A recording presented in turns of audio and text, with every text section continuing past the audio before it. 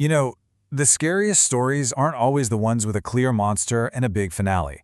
Sometimes they're the ones that don't have an ending at all, the ones that just stop, leaving you with a question that hangs in the air. Well, we're about to dive into a story just like that, one that'll have you wondering and probably double-checking your locks tonight. And that's really the heart of it, isn't it? That specific, stomach-dropping fear. It's that moment the safety of your own home just completely evaporates, when being alone goes from being a comfort to being a trap. Every good horror story needs the right atmosphere, and this one starts on the day that is quiet, almost a little too quiet, with our main character completely and utterly isolated.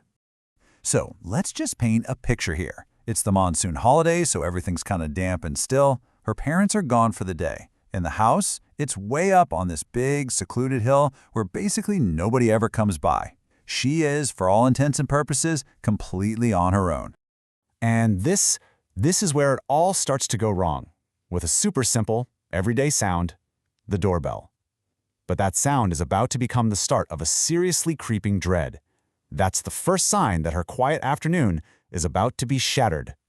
Okay, so just imagine what's going through her head. The first ring? It's weird, but she just blows it off. The second one? Okay, that's a little stranger. I mean, if it were family, they'd have a key, they just come in.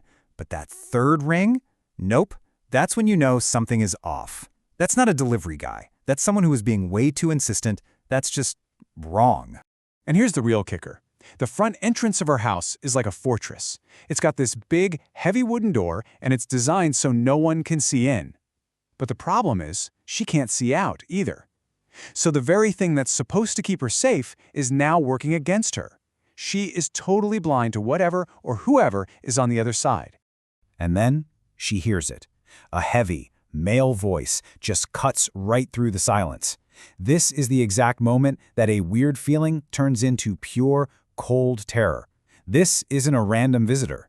This person doesn't think someone is home. He knows she's there.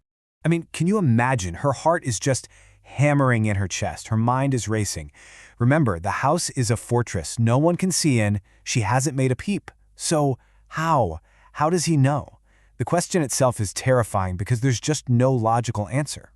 So she does the only thing she can think to do. She calls her parents. She's probably just hoping, praying for a simple explanation. Oh, that's just the cable guy or something. But what she gets is the exact opposite. Her parents confirm it. No, nobody is supposed to be there. And just like that, the last little shred of hope that this is all normal is gone.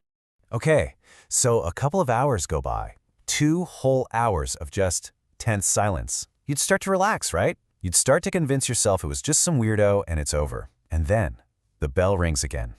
And this time, she's had enough. She decides she has to know. She has to see who it is. Now, she's not going to go to the front door. Obviously, that would be crazy.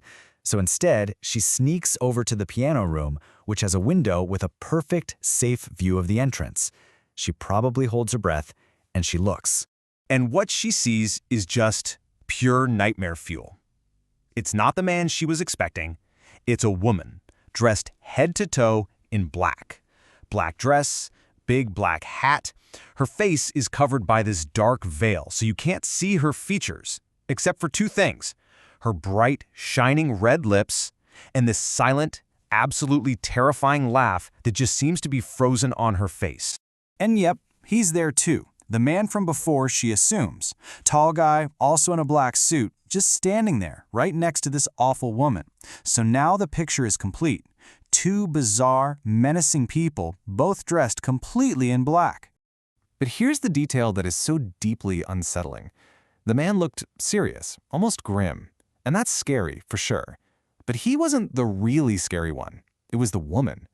His seriousness kind of made sense in a threatening way. But her laugh? That made no sense at all. That kind of unhinged amusement in a situation like this is what makes it feel so incredibly dangerous. So they just stand there for a few moments, which probably felt like an eternity.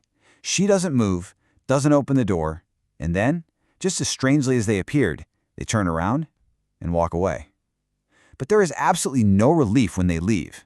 There's just this huge tidal wave of questions. Who were they? What in the world did they want?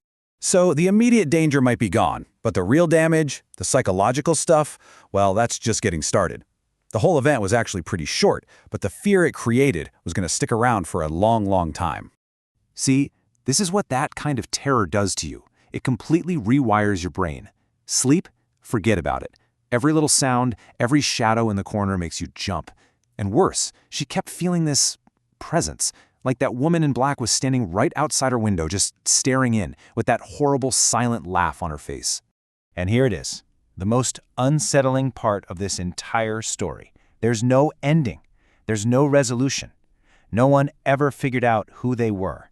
They were like these phantoms who showed up, terrified her, and then just vanished forever.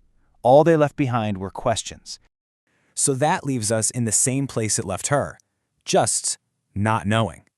Were they just twisted pranksters? Were they criminals checking out the house? Or was it something else, something stranger? That lack of an answer is exactly what makes this story so chilling. So I'll ask you, what do you think was going on?